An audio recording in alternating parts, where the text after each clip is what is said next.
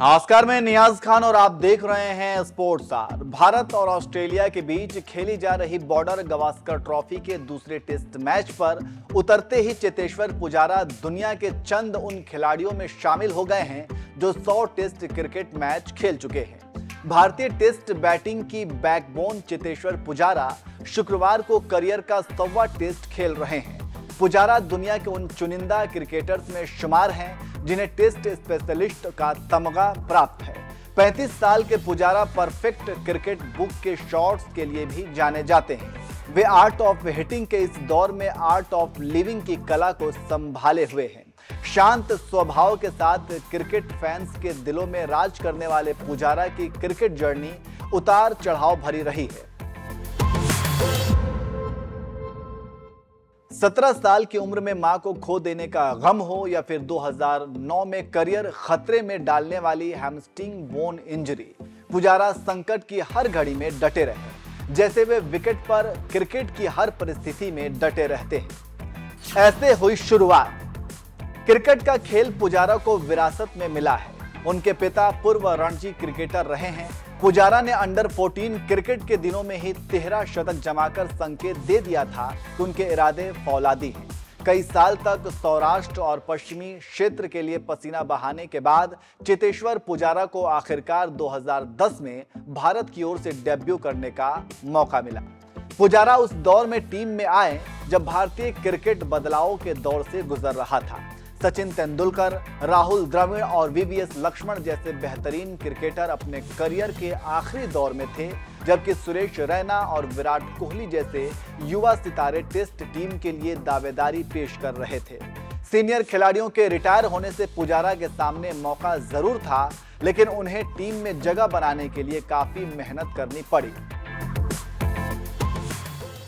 चाचा रणजी खिलाड़ी, पिता कोच। पुजारा के पिता अरविंद और मां रीमा ने जल्दी ही अपने बेटे की प्रतिभा को पहचान लिया। 8 साल की छोटी सी उम्र में अपने पिता से क्रिकेट का क ख ग सीखा। अरविंद कोच के रूप में बहुत सख्त थे। थोड़ी सी गलती होने पर सबके सामने डांट पड़ती थी। पुजारा के चाचा विपिन भी सौराष्ट्र की ओर से रणजी खेल चुके हैं। पुजारा दी वॉर। पुजारा अपने करियर के आरंभिक दौर में आक्रामक शॉट्स नहीं खेलते थे, लिहाजा क्रिकेट प्रेमियों को उनकी बल्लेबाजी बहुत रास नहीं आई।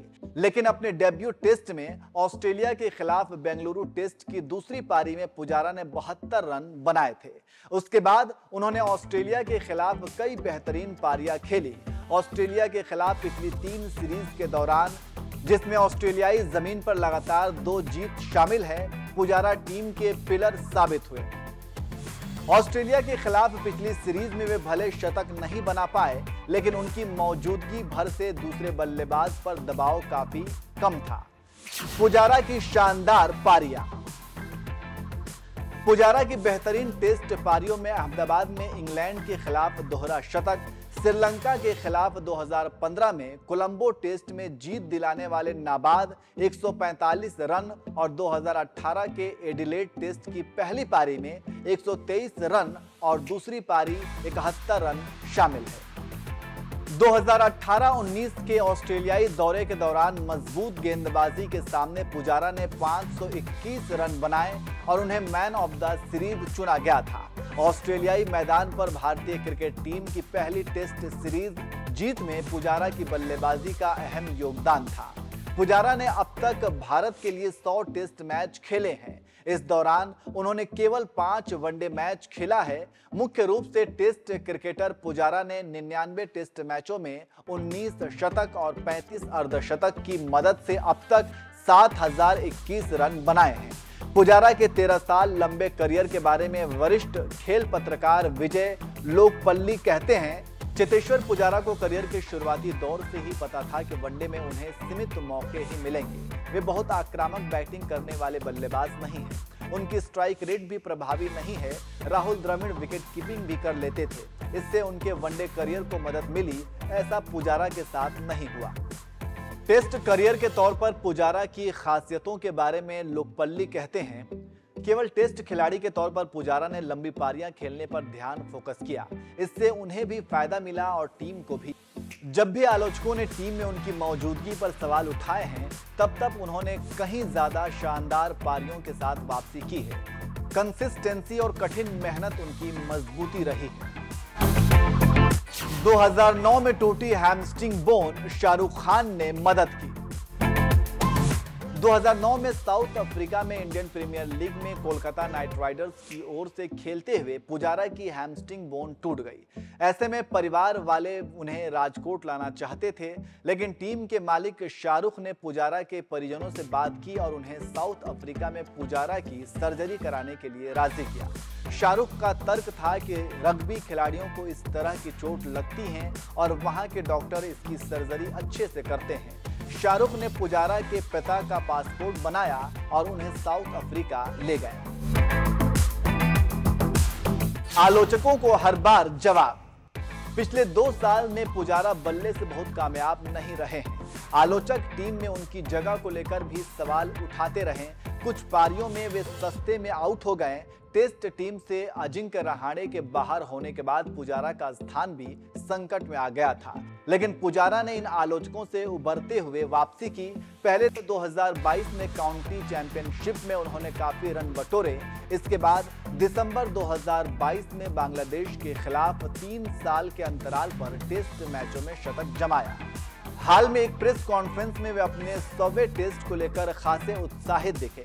उन्होंने यह भी कहा कि भारत के लिए वर्ल्ड टेस्ट चैंपियनशिप जीतना उनका सपना है। पुजारा अपना ये सपना पूरा कर पाते हैं या नहीं, ये तो भविष्य में पता चल पाएगा, लेकिन वे अपनी ओर से कोई कोर कसर नहीं छोड़ेंगे। आखिरकार उन्होंने टेस्ट क्रिकेट में राहुल द्रविड़ की जगह को भरा है। राहुल द्रविड़ को भारतीय क्रिकेट में नंबर 3 बल्लेबाज के तौर पर दीवार कहा जाता था। चेतेश्वर पुजारा ने उनकी जगह भरते हुए 100 टेस्ट मैचों का सफर पूरा किया है। When I started playing cricket, when I made my debut, I never thought about playing 100 test matches. I think it's always about for me, it's always about being in present and not think too far ahead. So for me, it was just the last game when I thought, or probably before this series started, that's when I realized that I'll be playing my 100 test match. In a career, you always go through ups and downs. So you have to fight through those periods, but yeah, for me, I never thought that I'll play 100 test matches. That wasn't my goal.